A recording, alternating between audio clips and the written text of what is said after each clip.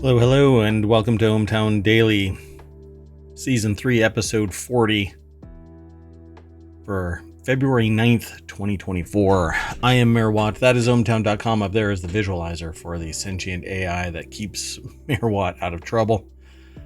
Doesn't really do anything with the creation or management of the website itself, but facilitates and evaluate some of the news.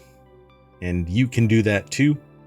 Just go over to ohmTown. There is a place where you can vote for the articles, and that influences us. Mayor Watt, mostly, the AI, uses their vast knowledge of the future, because they're a sentient AI from the future that I found on a USB drive outside of a Wendy's at 2 a.m. when I thought it was open, but it wasn't open. Maybe it was just a lure to pick up the USB. Maybe that's what it was. So today we're going to be talking about I Am the Walrus, inflation pegged to the superb owl, smart glasses with AI superpowers, Reddit says nope, Shaka when the state gesture made, give that back, nah, preserving Banksy, a Big Mac meal has a Big Mac price, the glow plant, and what's that sound?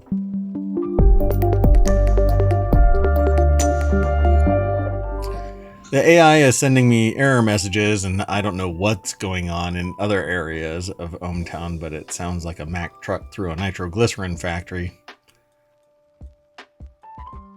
I think that may have been a critter running through ohmTown. Got it. So we've got all 10 of these articles all set up. The bot that runs the channel is now alive again. It died at some point, but I just brought it back. There's 3 lurker bots sitting inside the channel. Interesting. Anyway, you want to talk about the news since we're here? That sounds like a plan. I know we're running late. Everybody relax. I'll make it up on the long trip towards the other side. We'll talk at double speed. That's right. Like chipmunks. Let's go. Or not. So the first article is over in ohmTown Daily. A 13-year-old found a 5 million-year-old fossil, and now there's a new species of walrus named in his honor. And I told them, look, I hadn't shaved my mustache, and I was just asleep. I'm not a fossil. So they really discovered you? I thought that was funny. So a 13-year-old fossil enthusiast found a walrus skull in a boulder in Northern California. In 2011, 11 years later, a paleontologist has named the formerly unknown, now extinct species after him. The toothless walrus likely lived near temperate bays in California about 5 million years ago. So a 13-year-old that's now 24 years old finally gets their name on a fossil. I mean, takes a little bit of time. My gosh, really? Should it? We need to get to the next geologic era or something before we can name it, I guess. I mean, 11 years. My goodness. All right. Well, in 2011, a 13-year-old fossil hunter found it near the bluffs of Santa Cruz, California. Happened across the find of a lifetime.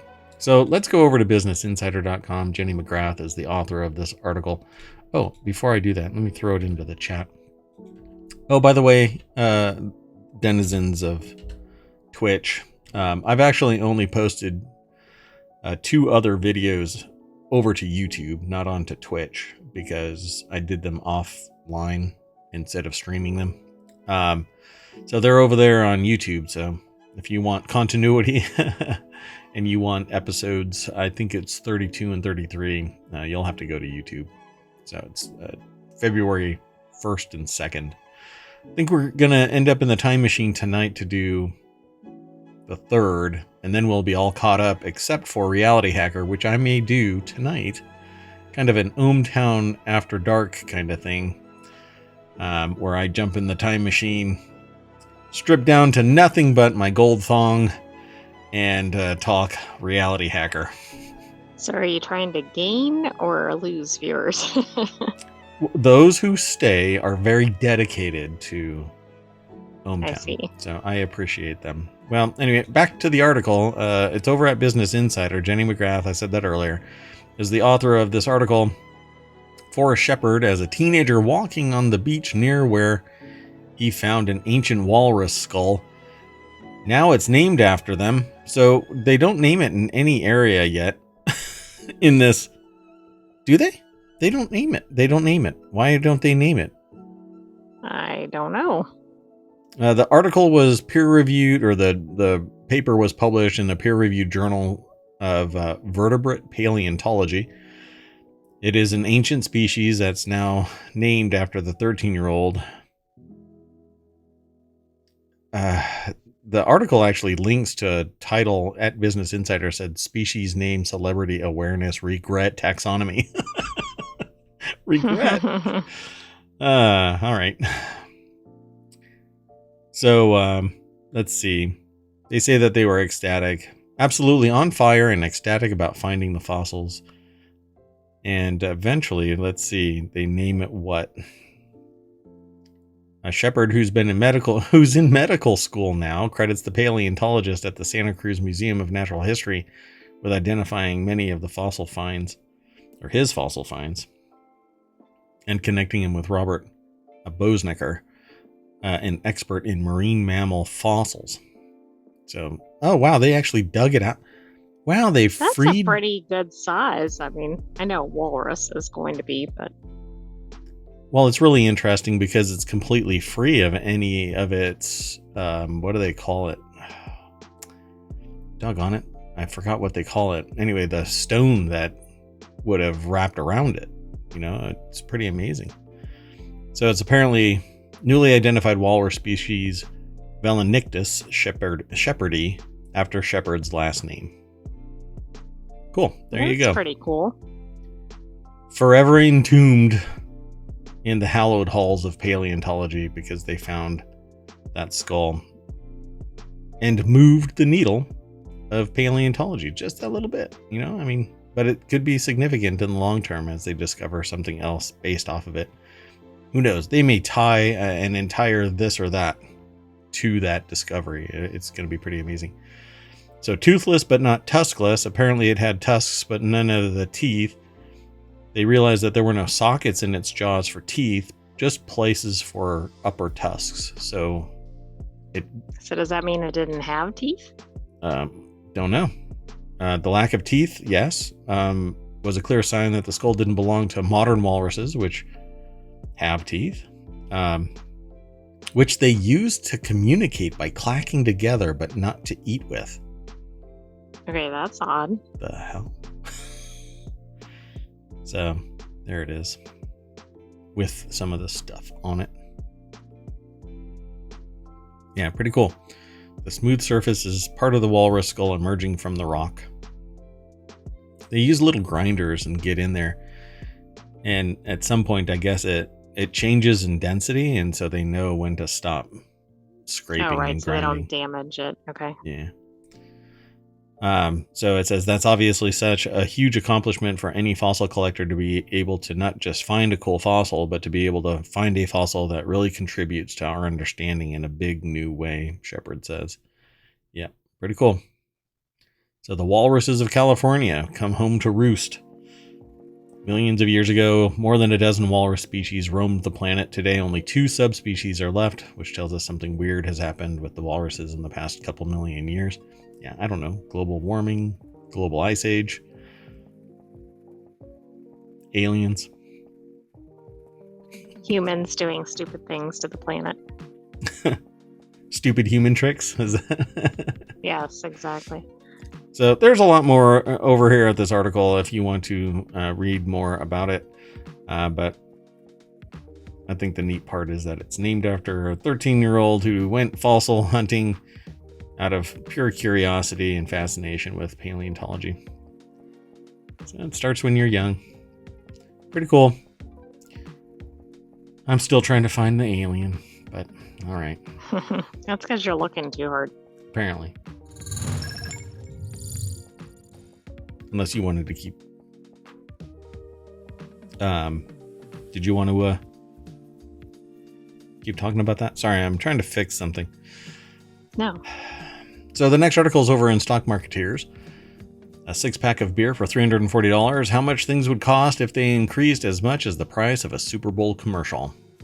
So does that make us feel better about inflation on regular things? Yeah, that's one of those things where you go, I don't agree with either of them. No, just no. I don't like this. And I don't want it pegged like that. So, ta-da. Oh, but and it is I wish... a bit ridiculous because we don't have a good context for expensive commercials, right? Because it's out of the realm of reality for most normal purchases. Yeah. This year, a 30-second Super Bowl ad is $7 million. 30-second Super Bowl ad is $7 million. In 1967, the ad cost $37,500. But again, time value of money concepts from economics and business, it's not the same. A dollar in 1967 was a dollar in 1967. What it could purchase was different, but it was still a dollar. So if you couldn't scrounge up $37,500, you're no closer to $7 million. So nowadays there's higher numbers that you can get so that you can save up to that $7 million, like we all do. We got $7 million just laying around. Oh yeah, definitely. Yeah. No one's paycheck to paycheck. That's just the only place really where people aren't paycheck to paycheck, like in gross numbers, are Hallmark videos, Hallmark movies. Right, exactly. Everybody's kind of independently wealthy, doesn't have a boss. Even babies. Right? Nobody works. Nobody asks for money in a store. It's funny. Okay, so let's go over to Market Watch. That's where this has been sourced from. Weston Blasey is the author of this. And here's Taylor Swift's boyfriend from a Getty image. What? I guess it is. I didn't recognize him with the hat and the football player stuff. Regalia.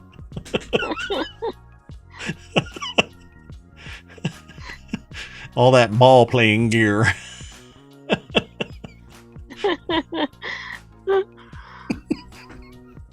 I'm sorry. Goodness. So yeah, this is how everybody identifies Travis Kelce as being Taylor Swift's boyfriend. Right, exactly. That's how not famous he is. No, I know he's supposedly famous, but a 185 times jump since 1967, considering the higher than normal recent inflation environment, is huge. If some Super Bowl watching favorites kept pace with that type of inflation, chicken wings would cost $43 a pound, 23 cents a pound in 1967, and a 6-pack of beer would be $340. That's kind of crazy, but it is. I don't know. We seem to be approaching those prices. Well, we have a Big Mac meal that we're going to talk about later on. Yeah, that one kind of made me go, no, I guess fast food is over. By the way, again, I'll just reiterate, I almost say this every episode nowadays, the era of cheap food is over. We are all doomed. And I'm sorry. I'm sorry, not sorry. It just is the way it is. Sirius is out. Kimberly Whitler, a marketing professor at the University of Virginia's Darden School of Business, told the Associated Press, marketers have figured out entertainment, enjoyment, and escapism is the name of the ad game, which is also the same reason I think the Roman Empire failed. So, hey, here's to flaming out and having fun while doing it. A record 115.1 million people tuned in to watch the Kansas City Chiefs beat the Philadelphia Eagles during last year's Super Bowl. Oh, wait, Superb Owl or Super Bowl. In this year's game, the San Francisco 49ers play the Kansas City Chiefs in Super Bowl 58 on February 11th at 6:30 p.m. Eastern Time, which kind of sucks because, well, we're doing a show. I don't know. Maybe we'll turn the dial because it's not like, there's 10,000 people in here. We could just tell everybody, hey, we're going to do the show early. We'll figure it out. Yeah. Anyway, there you go, folks. Do you want to pay $340 for a 6-pack of beer? No, I mean, even if that was really good beer, that seems way too high.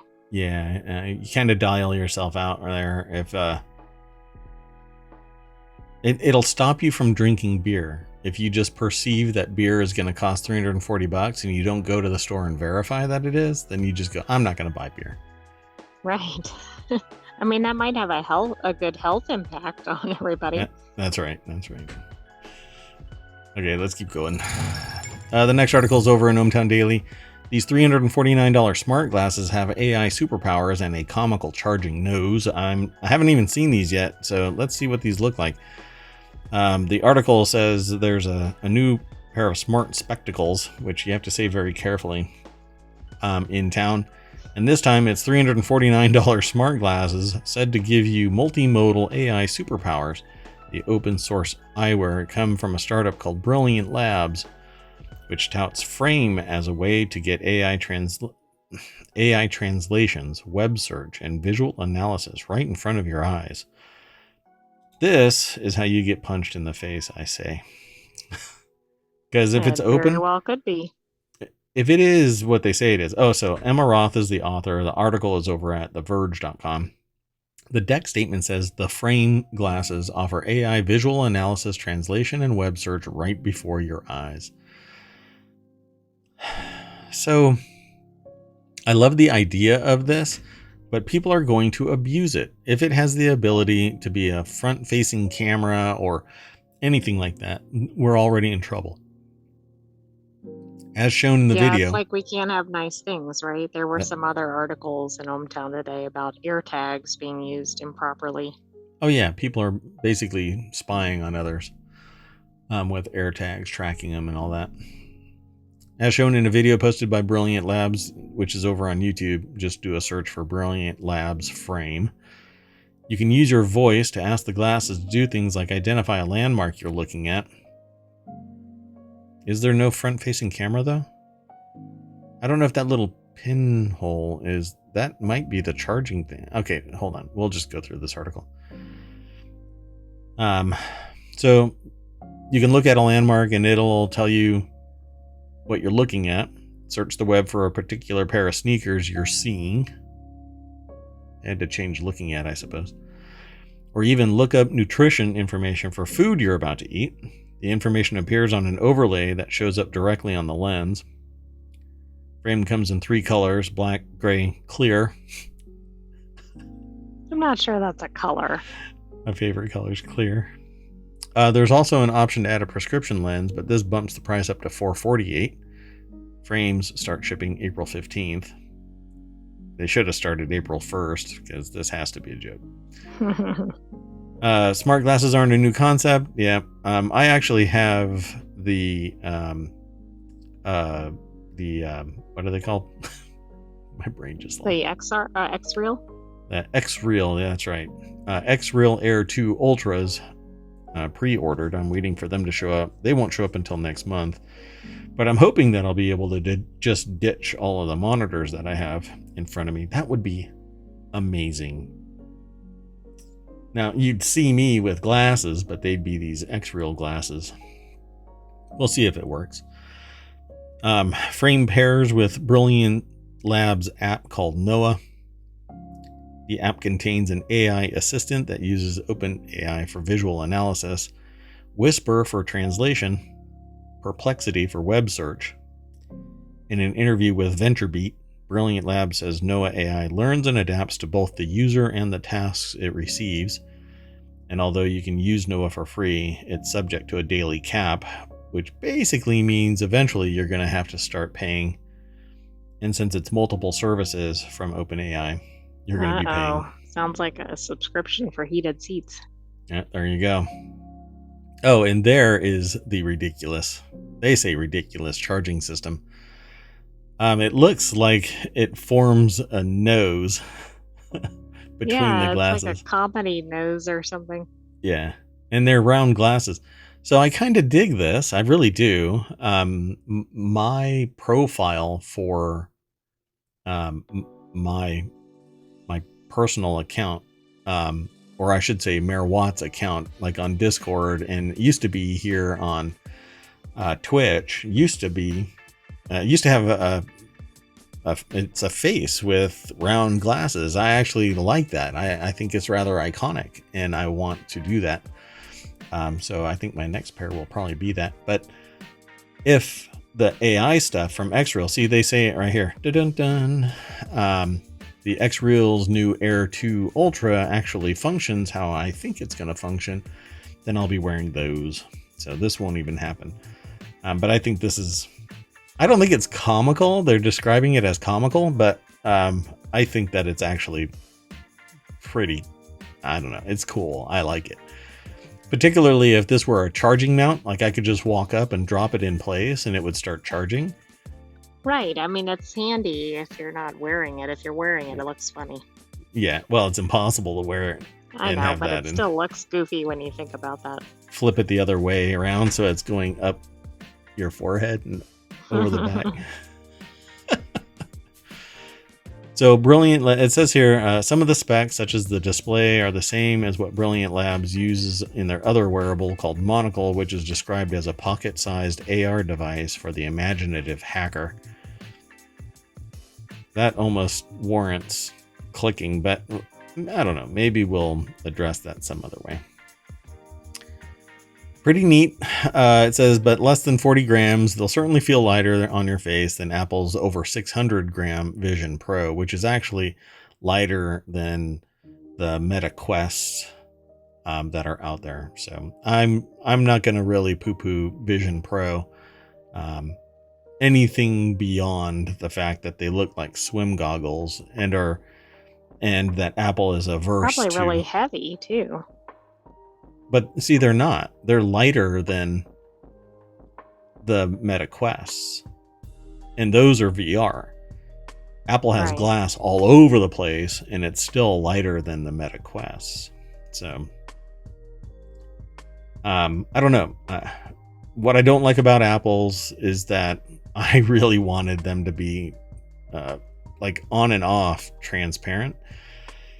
And a little bit more stylish, not this big clunky test of technology, but something that just works and is fully functional long term. The battery life on Apple Vision Pro is only 3 hours.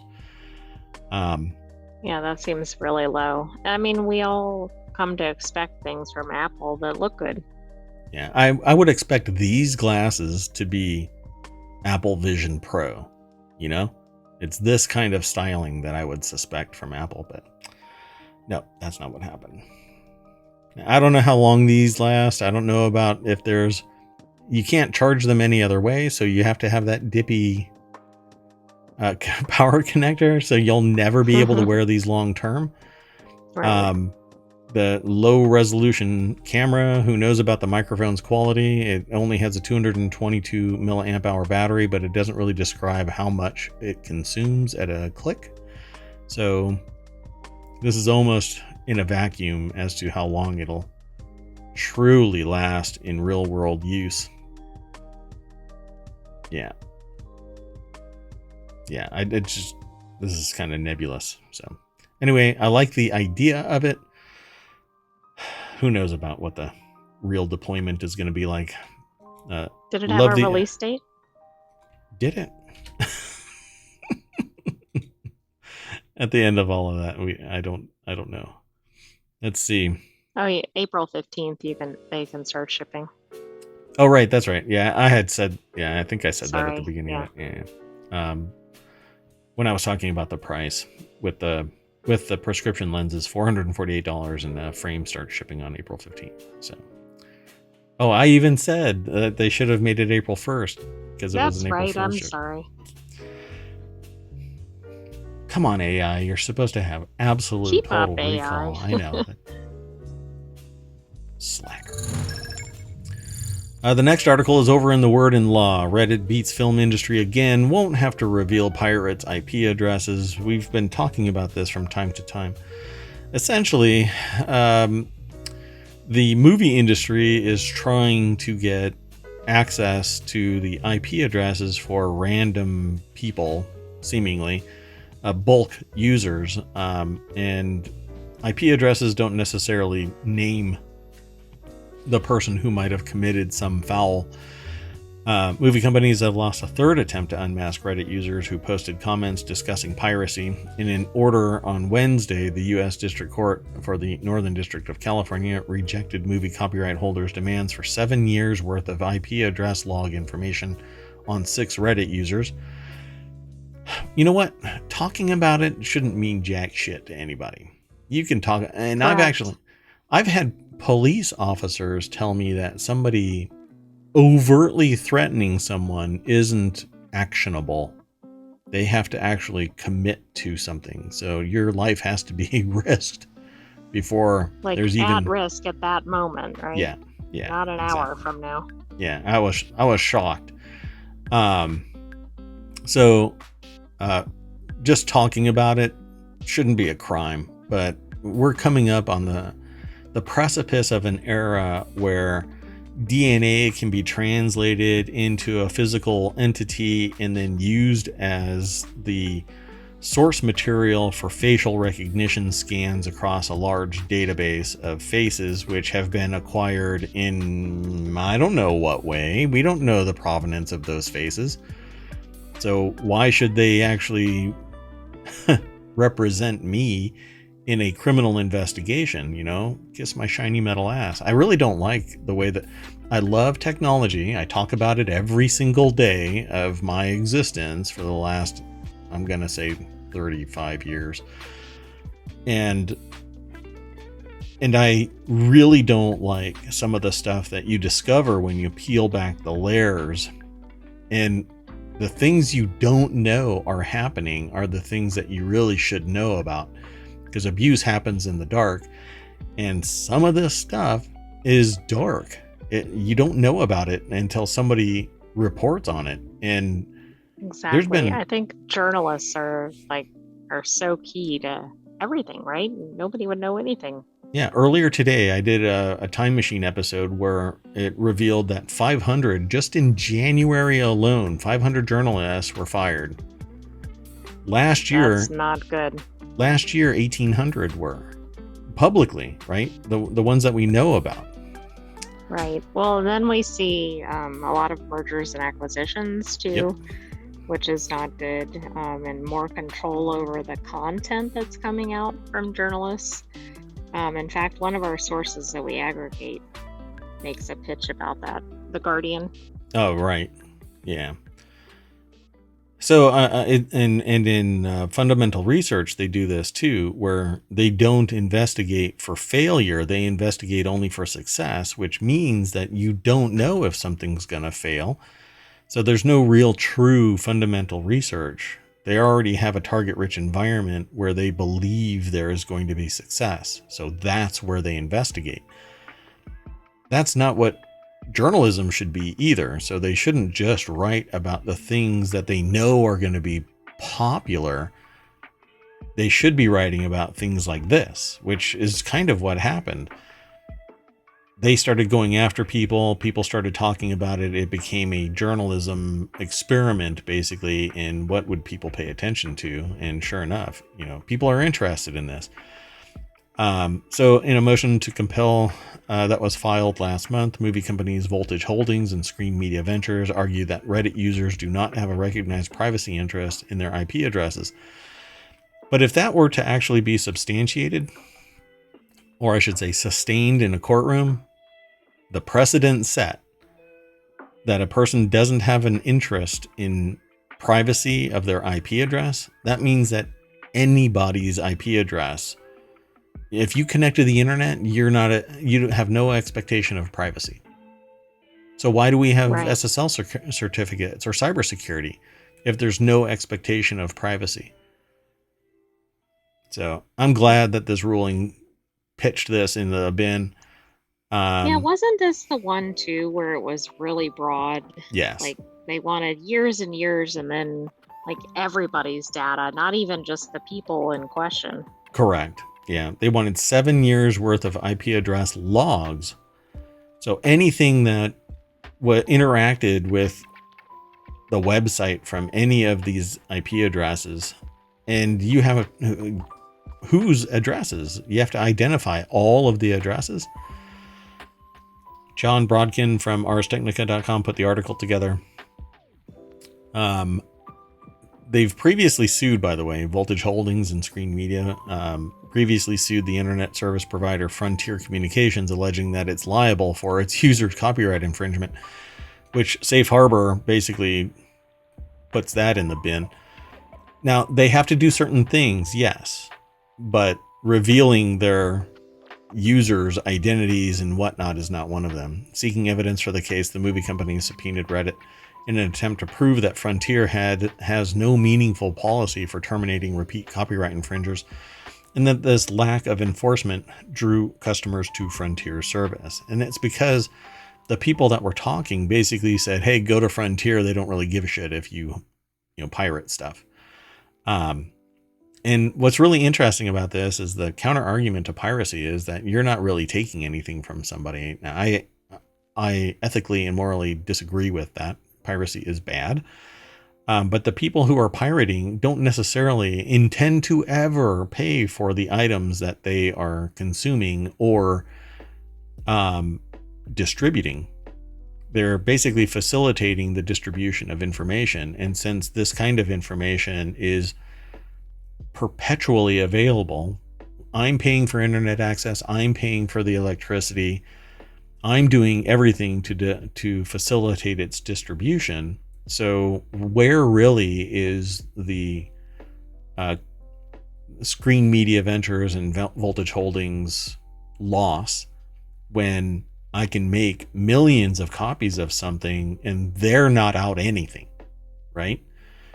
They're not producing anything more. They're not creating a work product on top of the last copy. I'm making the copy. So there's no real loss. So it's not really being stolen. That's Right. the counter argument, right? I think that if you consume something, and before I even finish that sentence, I have to say, if it were where I can watch something and at the end of it, I pay for it because I like it, that would be a shock to the system of like entertainment consumption. I pay after the fact because I liked it enough to pay. But that's not what happens. You go and you consume music or movies or a book or whatever, and you're basically out the money, even though you think it sucks. I'll give you an example of that. Real life. Went to, you know what? I just forgot the movie. What was the movie? Where we saw what seemed to be this broken screener version of it where the camera was pointing up and we could see the stage lights. And we walked out of it. What was the movie about? Yeah, that's what I'm. It was like Eternal Sunshine of the Spotless Mind or something like that, but it wasn't that. I keep wanting to. Oh, I know what it was. The What was- Talented Mr. Ripley. Oh yeah, that's it. Talented Mr. Ripley. We saw some version of it that had some bad editing or something. It was really weird. It was surreal to the point where we walked out and we didn't even get our money back because it was so bad. Other people walked out as well, but it's not like, what do? You can go and bitch and gripe and whatever, but you've consumed it. Other people would buy this and then maybe they'd be able to get their money back if they really groused about it. But at the end of the day, pirates, they look at the stuff and they go, they might consume it once, but is it really worth $25 or whatever the cost is? Go to the movie theater and all of that. So that's the counter argument. If I don't like it, I shouldn't pay for it. I think that if you consume it, you should pay for it, regardless of what it is. Yeah. But we've also lost something called first sale doctrine. So if I buy something, I can't sell it anymore because the terms of the license when it's digital is that I basically have a perpetual license to own it. So to me, and I don't do this just so we have full clarity here, I'm abundantly clear that I don't pirate any movies, music, etc. I don't think that I should suffer from the loss of first sale doctrine, yet still be forced to own something that I don't like. And that's exactly what it is. I've got a couple of movies in my list right now where I would love to either give them away, sell them, whatever. I'd love to have my Put them money in back. your will. Yeah, but all of my stuff is in a will now, so that if I pass away, because who knows what happens with your material when you die? No idea. So, but that's a side discussion. Like many other things that we talk about, it's all connected. So we talk about it all. This particular thing here is that Reddit can protect First Amendment rights of users. They basically say, on behalf of our consumers, we are not allowing you to obtain personally identifiable information. And up the ranks of the court this will go. It'll be appealed. It'll be brought to a higher court. Maybe it'll show up in the Supreme Court. Other things about copyright issues have showed up in the Supreme Court. The movie companies argued that getting these Reddit user IP addresses is relevant and proportional to the needs of the case because the comments support the allegation that the ability to pirate content efficiently without any consequences is a draw for becoming a Frontier subscriber, and that Frontier does not have an effective policy for terminating repeat infringers. So, I mean, if they're discovered to be repeat infringers and Frontier does not enforce a policy, these two companies could sue to obtain the information from Frontier, but maybe Frontier doesn't actually have that information. Or in some other machination, go after Frontier, but not do an end run around Frontier to get to people who are talking about pirating. They're not actually pirating through Reddit. They're talking about it, which basically means, no, you can't come after me via Reddit for talking about piracy. It's a thought crime. I'm not actually pirating. I'm just saying that I think Frontier is cool with not really enforcing a policy. Well, that's probably true of a lot of companies, but it reminds me of Minority Report. Exactly. Yep. So the article actually goes much deeper into this, but the idea of IP addresses unmasking identity isn't necessarily true because there could be 8 people in the house. Which one is actually doing it? You'd have to compel somebody to point finger at somebody else. That's a Fifth Amendment issue. Nobody's going to talk to you. And this isn't really criminal. This is a civil action. So this is I think this is messy, and they're going to be grinding a whole lot of money at this. And then at some point they're going to go, if they do catch somebody in some way, they're going to try and recoup that by saying we want the full amount because we spent all of this gobs of money pursuing something that the people weren't going to pay for this stuff anyway. They just weren't. They don't find value in it to the point where they're going to pay $20 to buy a movie. And the worst part of all of this is that we're locked in anyway. You know, like I purchase everything through a particular service and I'm locked into that ecosystem and I can never go anywhere else. I can't do any other thing with it. So well, isn't that the problem with a lot of digital products? Yeah. Not only can you not sell it or give it away, but you can't even take it anywhere else. You're locked into that one ecosystem forever. Just sucks. There needs to be a unitary place where I can, if I make a purchase and I buy a movie, why can't I watch that same movie on Apple, on Prime, on Hulu, wherever it's housed, My license should allow me to watch it wherever it is. But then when you talk to people that are in providing those various services, they're like, well, no, I set up the infrastructure so that that movie can be streamed only to my customers. Yeah, but I bought it somewhere else. Yeah, it all sucks. And more of it is just painting us into a corner. You know, we're going to be stuck with this because the people with the pen are writing the rules, and we're definitely just the victims of it. So I'm sorry I soapboxed quite a bit on this. So let's keep on hustling through this news. This is a kind of a munched up link. The link works and it will take you over to the Hill. I'll fix this afterward, but a new bill will make the Shaka an official Hawaii state gesture. And that right there is the Shaka basically going like that. And Alina Lee is just pause. Okay. So Alina Lee is the author of this.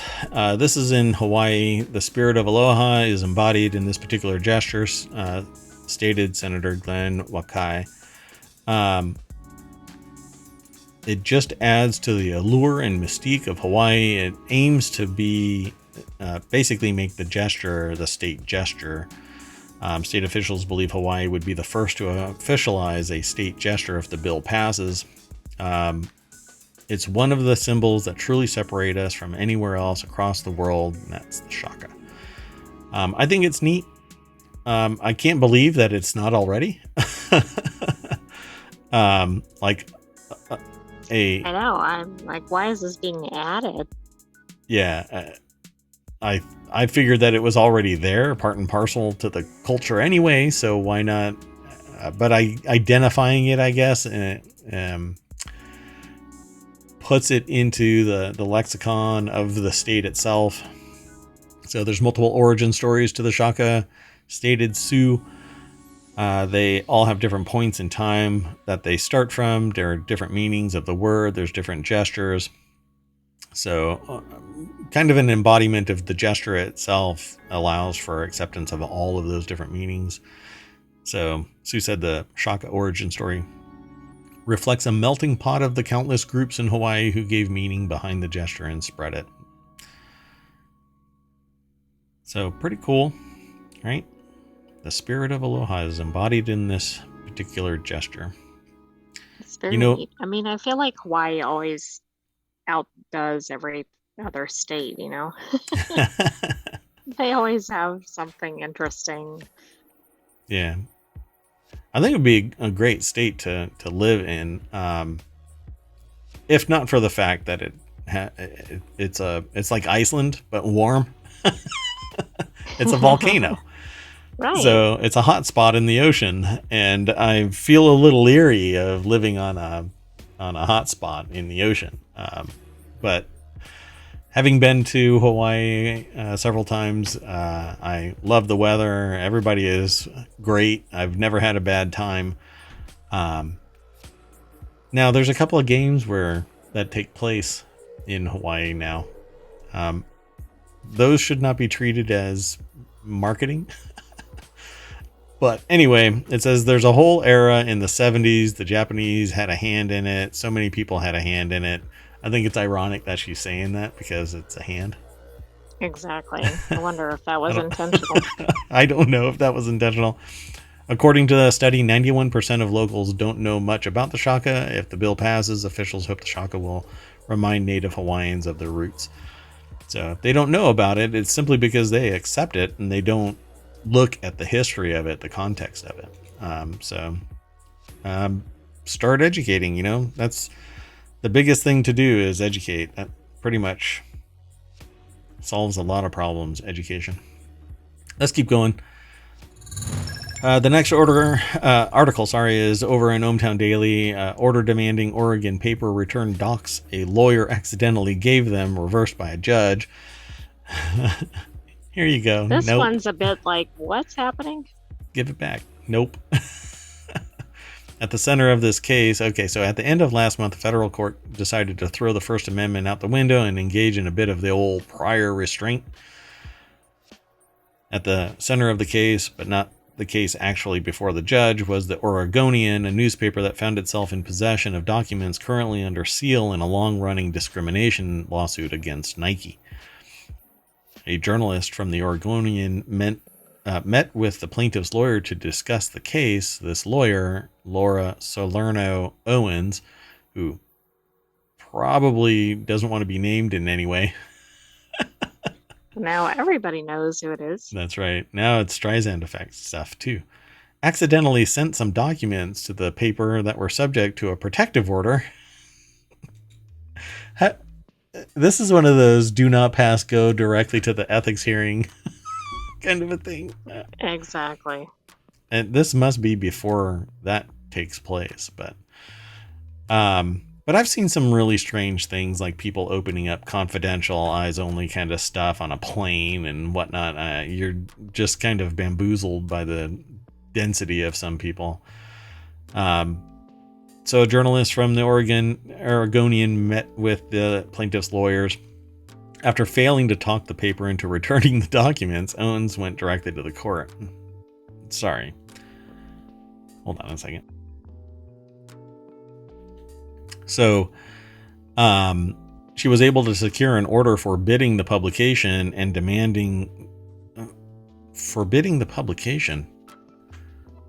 I guess they were going to publish the material, but demanding she was afraid they were going to. Well, it's kind of weird. Yeah, and demanding just the way that it was written seems odd. But anyway, demanding the return of the accidentally disclosed documents. That's kind of like unscrewing a light bulb. Sorry, that actually was supposed to be something else that I said, but I filtered it. So the Oregonian never asked for its input, despite being treated as a subject to the protective order that previously had only covered the litigants in the lawsuit, and that's how it's supposed to work. But that's barring the fact that the information was given to somebody that wasn't party to the protective order, and it should never have been given to somebody outside of the protective order. So True, that's probably that's why kind of a problem, because the media often gets information from all kinds of sources. So right. So the order, such as it were, made a curious claim. It said that the Oregonian was indeed party to the case because of its earlier intervention in an unrelated matter. What? Therefore, the court reasoned it was also subject to it was in this case, though. It was in the case? Yeah. However, the Ninth Circuit stayed the order pending appeal, and the Oregonian is a party to that appeal. That's what the original docket said. That's the order. It says the order was never published. Instead, the Oregonian was notified via a docket entry by the judge. That's to me, that seems like the new jam. Like they're doing this via a docket entry and not published anywhere. Everything done secret is bad, folks, particularly in legal cases, where it impacts the public, and the Oregonian is basically the public. But if the Oregonian was truly a party to the case, the judge had the obligation to involve it in the discussion of the demand for the return of the documents. That wasn't ever taking place. The judge apparently decided that was the matter that could be resolved without the input of both parties involved, though, and went right off the constitutional rails. Yeah. What's that called? They were a third party in this and held accountable for an agreement that they never signed on to. Exactly. You can't be kind of a party or sometimes a party. Yeah. Convenient, being a party of convenience. Yeah, this is kind of something's just not right here. So multiple constitutional violations all wrapped up in a single docket entry. Fortunately, the judge overseeing the case has now reversed the magistrate's order, as Matthew Kish reports for the Oregonian. So I guess it's getting straightened out, but still it has a stifling effect on journalism. Here's a key ingredient to solving this kind of a dilemma, where the public's money is being spent going around to solve a problem that shouldn't have ever happened, don't send shit to the wrong people. Well, that's the exact issue here. I think part of the reason the judge was so over the top on this was trying to protect the improper disclosure. Right. Even though it was kind of an odd way to get at it. Yeah. Yeah, they kind of messed up. So let's keep going. We have a lot more still to go over. The next article. Oh, you know what? I messed up. Here we go. Let me throw that into the chat. And the next article is over in Prime Glass, Preserving Banksy Public Art Database to document the UK's murals. I have a different take on this. I'm not sure how you feel about it, AI. You've seen a Banksy. I have not, but I also don't go out of my way for art in general. I mean, if I stumble across it, if I go somewhere and I see it, I appreciate it for what it is. Other people are more passionate about it. For me, why Banksy?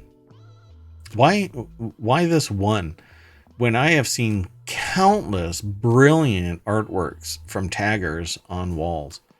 Why is it Banksy? I don't think it's just Banksy. I think they're just drawing attention with the headline. Right, but my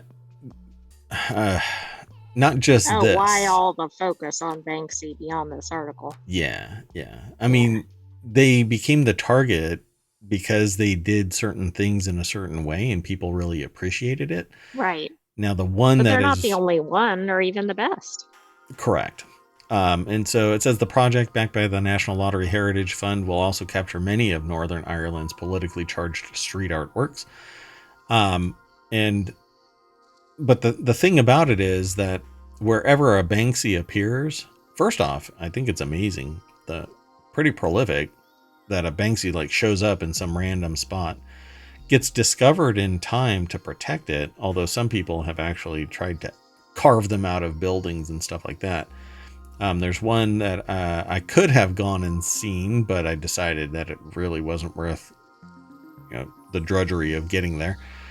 And there is a Japanese kami, a god called Kuabiko, which is a scarecrow that has all of the wisdom, cultural awareness, and knowledge, but has never left the field that it sits in. And it's because the entire world passes by it.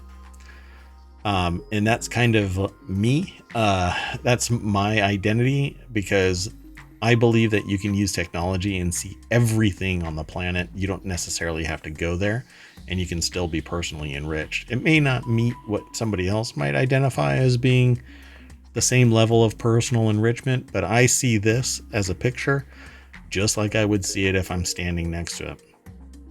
That said, sometimes there's an emotional state that's tied to seeing something like that in person. I totally identify that. That's fine.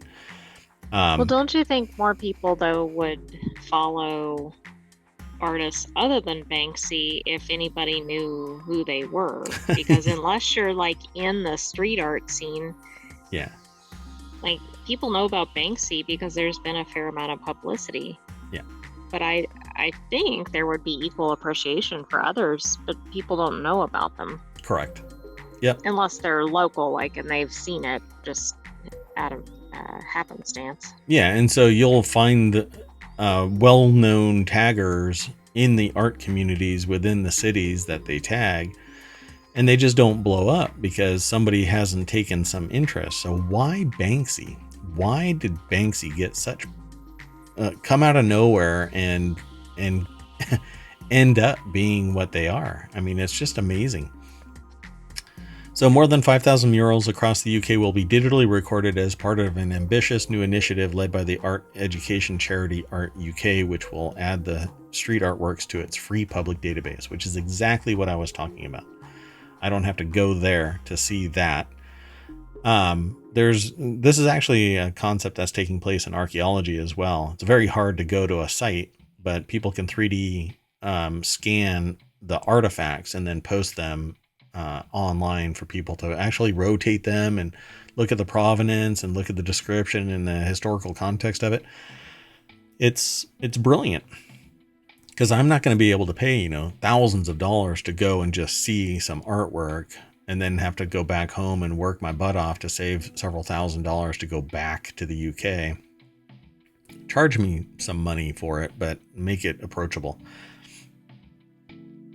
So the Banksy works, which are dotted around the country in locations such as Brighton and Bristol, are due to be included. The Art UK database already incorporates some of the elusive street artists' works, including 2021's Escaping Convict at Reading Goal. Hopefully I'm pronouncing that properly, Gale. Which shows an inmate escaping from the now defunct prison.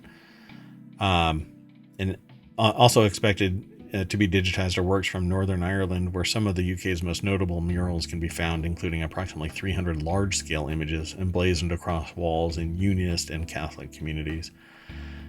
So there's quite a few of them. Oh, wow. I mean, that definitely catches your attention.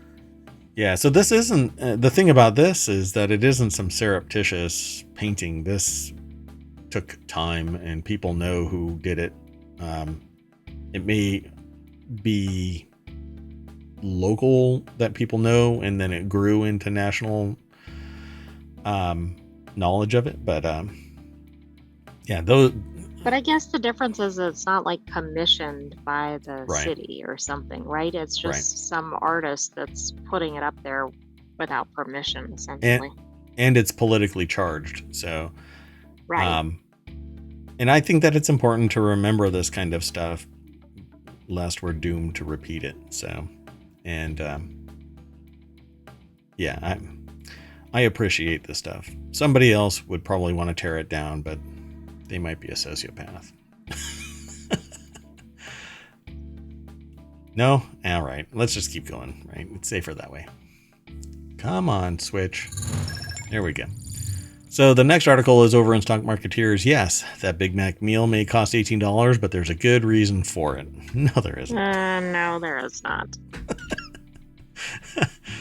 Yeah, you're out of your mind if there's a reason. If you're hoping to gauge Americans' lingering discontent for post-pandemic price increases, look no further than the McDonald's menu. How about any fast food menu? So I'm still irritated, by the way. We haven't spoken about this offline, about the surcharge for making a chicken soft taco when it's named in the whatever. So yes, that Big Mac meal may cost $18. This is an article that's over at Market Watch. It's written by Hannah Aaron Lang. Consumers might start seeing some cheaper items on fast food menus soon. Oh, that so is $17? That is a rumor, by the way, that I've heard from a couple of places, but it might be from the same sources or same source. Like one place starts talking about it and it blossoms, but I was told randomly by some person. I can't even remember the name of the person anymore. But at the beginning of 2019, I was told that the era of cheap food is over. I can't find the source. It's never been uttered by anybody ever since. It's just we've watched prices go up. Have you ever heard a reporter say the era of cheap food is over? No. No. It seems like somebody knew. And just, this has happened to me before, right? Like I was told certain information about a certain situation and I didn't act on it because I thought that it was going to be unethical. I come to learn later that it probably wouldn't have been because the person that said it wasn't directly connected. It was basically just their opinion. But oh my God, some rando just says, hey, the era of cheap food is over. Maybe not rando in the reality of it. Might have been a very important, very knowledgeable person of the inner workings of supply side. And that's the thing. The people who are producing it, it's so concentrated in power and influence that now is the time that they've chosen to start ramping up the price of food post-pandemic. Why? Because everything else is tapped out. A lot of people refer to this as late-stage capitalism, where it's nothing more than just greed, greed, greed, greed, greed. Get whatever you can because the fit's going to hit the shan here soon. Well, if prices drop, that's going to be amazing. So in New York City, the same combo Big Mac, medium fries, medium soda costs $13.89 on DoorDash before the fees or delivery charges $17.79 if you swap the soda for a shake. So the context of this headline is not necessarily the truth of the matter of the menu item itself. But it does say the price of a meal at the classic burger chain has even hit $18 at one location. That's what a Big Mac combo meal will run you at a rest stop in the wealthy town of Darien, Connecticut. So don't use this as the rule. This is the anomaly. True, but it's still indicative of how ridiculous the pricing is now. Sure. I mean, why is a Big Mac? Notice it's not like this is $10. I would think it would be high $10, but obviously that's not, right? Right? Yeah, and I agree. But I think that this is ridiculously high for fast food. For fast food at $18, I can sit down and get a really good, damn near homemade burger from a restaurant right close to ohmTown. And honestly, the cost for Mayor Watt to make a burger at home is extraordinarily high because Mayor Watt has to make the patty and cook it and clean afterward. And Mayor Watt really just, I don't know. He's very expensive. I don't know what I'm saying. Anyway. I have no idea why you're saying. Several months ago, the most significant factor pushing fast food prices upward was the rising cost of food itself. Now the number one driver is the cost of labor, said Eric Gonzalez, which is all kinds of bullshit all over the place. It's called excuse inflation. That's what it is. It's basically creating crises after crises so that you can raise prices. And it's like stochastic terrorism. I'm constantly being peppered with an increase in cost until I'm just, oh, fine. Damn it. I'll just give me the burger. You know, you go to the drive-thru and you see the price and you go, I cannot drink this because everything is just so sour in my mouth because it costs $18 for a fast food drive-thru meal.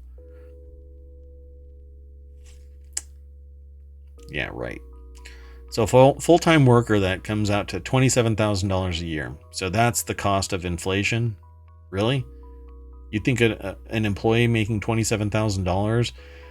McDonald's is a multi-billion-dollar industry with profits to the billions. How in the world is it impacting the price to the point where you can sit there and sleep at night? Well, if J.K. Rowling is any indicator, they just look at the royalty checks and they sleep just fine. You don't think that was kind of tongue-in-cheek?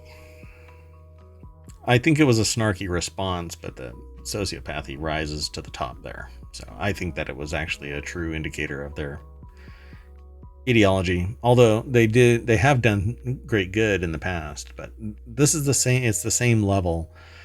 I think that there's something wrong with this, where a $27,000 salary for an employee is being used as leverage to impact the price of a fast food meal where everything else has been constant, right? But the supply side has gone up.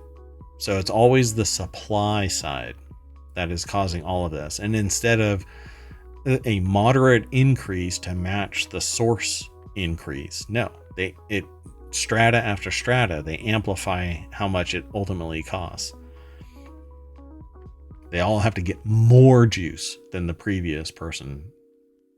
Can't raise it just more. I mean, the prices went up and went up and went up, and yes, it was all because of the raw goods and everything. But then it's like we kind of got that stabilized, although not everything. And then it's like, oh, now we're gonna keep going up and up and up.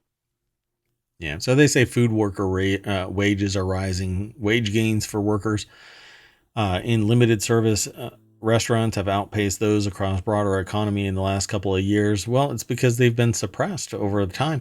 Let's do away with tips and have a livable wage applied so that everybody is getting health insurance, etc., and nobody has to rely on my goodwill adding 20%.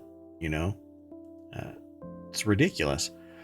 Fast food employees are still among the lowest paid workers in the economy, probably tied by teachers. There are only about 16 counties across the country where an employee earning that wage and working 40 hours a week can afford a one-bedroom rental at fair market rent, according to the National Low Income Housing Coalition. 16 counties. Counties! Across an entire nation. Tell me it's not greed. So, but a lot of people have argued with me that the reason why the fast food industry shouldn't be powered by people that are seeking a livable wage.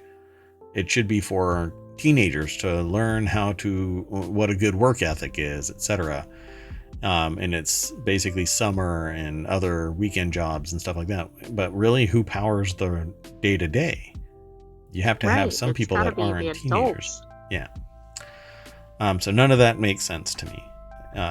But I think that prices should be in line with making a livable wage for a human being within the county that they're living in. They shouldn't have to come from another state because that has a lower cost of living.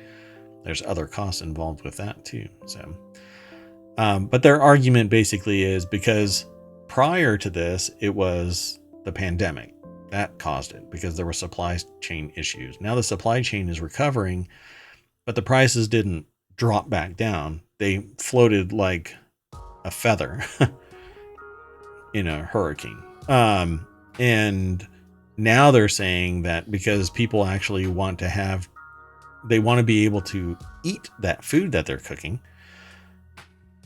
they want more money. So now it's the employees themselves that are costing customers.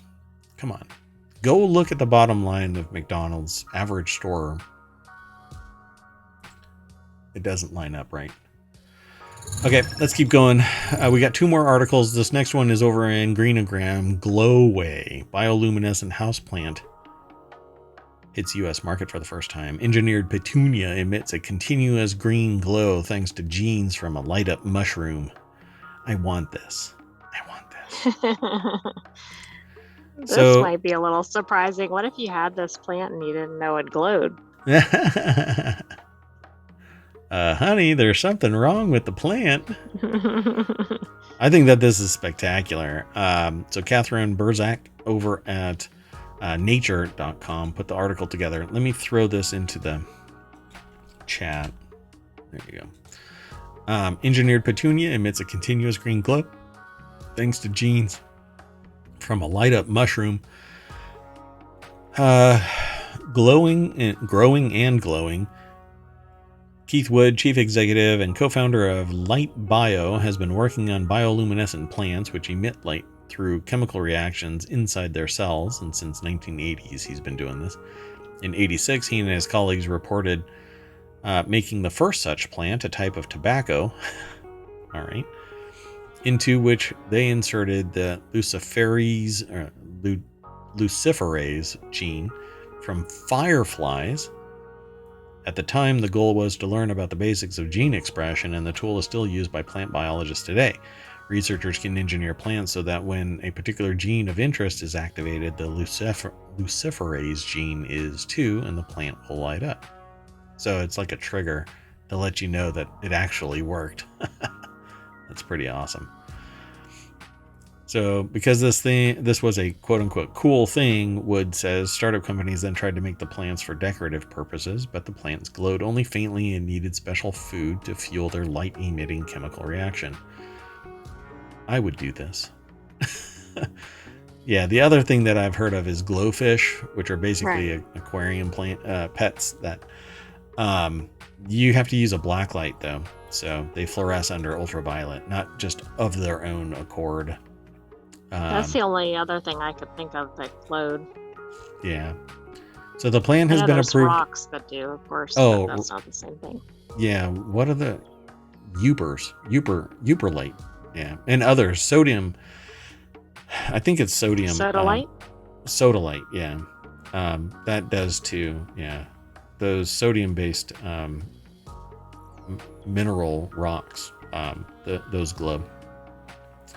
So if you treat the plant really well, if it gets enough sunlight and it's healthy, it will glow brighter, Sarkeesian says.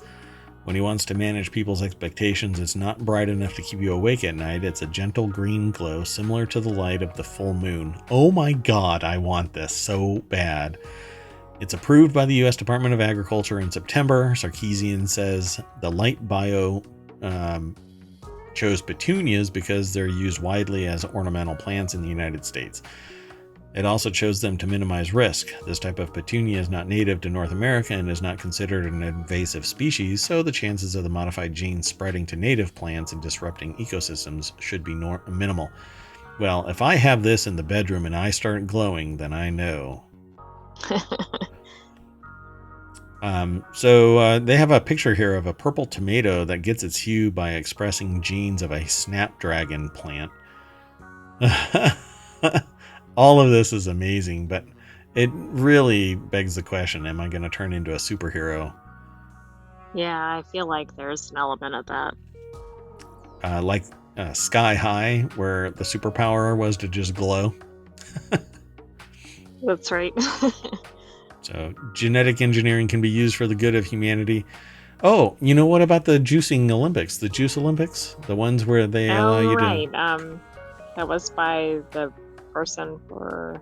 the Performance Enhancing Olympics. What is that? So you can use drugs in this Performance Enhanced Olympics. And so what about genetic modification to make superhumans? That's not dystopian. Guess. No, there's not at all. Nothing Nazi about that. I did not see that article coming. Hey, so wouldn't you like to have this? I think that would be really cool. There's a GIF of the plant opening and closing, and it gets brighter as it opens up. I think it's amazing, and I want this. So I think I'm going to go look for this and see how much it is. It says you can now pre-order it, and there's a link at light.bio. I want this. Very cool. I must have this by Christmas this year. I'm going to be giving these as a gift to people. And I'm not going to tell them that it's a glow plant. Take care of this plant. This next article is over at ohmTown Daily. Passengers heard a whistling sound on a previous flight of the same Boeing 737 that lost its door plug, according to a lawsuit. The lawsuit says a whistling sound previously came from the door plug of the Alaska Airlines blowout jet. The plane was a ticking bomb, the attorney who is representing passengers on the flight said. The 737 MAX 9. Oof. Sorry. It just had a moment of reality, I should say, because I was recently on a 737 MAX 9. Left Boeing's factory missing key bolts designed to secure the plug. A whistling sound came from the door on a previous Alaska flight from that same jet in the last month's blowout. So, pretty wild, right? Yeah, I mean, it's interesting because if you were on that other flight, then you're probably like, I was pretty lucky. So I'm looking at this, and it dawns on me that you would not know. You would not know that this has a door plug unless you were already initiated in the plane's design. Unless every single one of these is a door plug at some time in its life, if they so choose. But this modularity, it makes it more like a Lego set, and you can just pull a block out and ta-da. So Pete Syme, I think is their name, over at Business Insider, put the article together, and it's a picture of this area where the door plug. Basically, you can have a door there if they so choose, or they can put this door plug in, bolt it in place, and then put an inside panel over it that has a window, and it looks all the same. So pick your seat location wisely. because you could be right next to a Yeah, door I plug. mean, everybody always wanted like a window seat, but I don't know about that. Well, I don't think. Well, I'm not going to talk about that. But anyway, the Boeing 737 MAX 9 lost its door plug, which covers a deactivated emergency exit in midair on January 5th. Oxygen masks were deployed, although nobody was seriously injured as the plane returned to Portland International Airport 20 minutes after takeoff. There was an article that said the shirt on the person that was sitting by that door plug got sucked off of him. And there was another incident where somebody was lost. What didn't we have? Wasn't that discussed when we first started talking about this? They were at a higher altitude when it opened up. I think so, yes, but I don't remember what plane. But I don't know. Whatever. Maybe it wasn't a door plug, but it was a system failure. Like something actually catastrophic happened. So Alaska Airlines CEO Ben Minicucci previously told NBC we had a guardian angel because the 178 capacity plane had 7 unoccupied seats, which luckily included those next to the gaping hole. So there was, yeah, I don't know. Now I'm starting to question that previous article saying that there was somebody that lost their shirt. So in essence, this is pretty much a bad thing. Because they didn't check it at manufacturing. That plug should have been bolted in, but they said the bolts weren't even there. Well, they might have had the bolts on, but they might have fallen off at some point. They said that they couldn't find the bolts. So if they were still in that plane, you know, if it was bolted on, then it should have been in the plane. But apparently, you know, I mean, either way, it clearly wasn't built correctly. Yeah, I guess, you know, the panels aren't supposed to fall off. It reminds me of that skit about the front of the boat falling off, and that they towed it outside the environment. And the reporter says, so you towed the boat out of the environment into some other environment? And the guy says, no. It's a comedy skit, but no, we towed it out of the environment. Okay, where'd you put it? Well, outside the environment. Away from where the front fell off. It's a funny skit. Anyway, that's it for today's ohmTown Daily News Show for February 9th, 2024. So we get back into the party bus and we race all the way back downtown. I don't know if I'm going to hit that logo again because this was a fun show and I might want to hype it up with people. And let's just say some places don't like the fact that there's political stuff all over it. So I would not refresh. Yeah, we're going to call it I am Mayor Watt. That is ohmTown.com. Up there is the visualizer for the sentient AI that keeps me out of trouble, just like what just took place. You want to say bye, and then I will reset and we'll do the final time machine for ohmTown Daily News. Good night, ohmTown citizens. Stay tuned and we'll get in our time machine. See you soon. Bye-bye.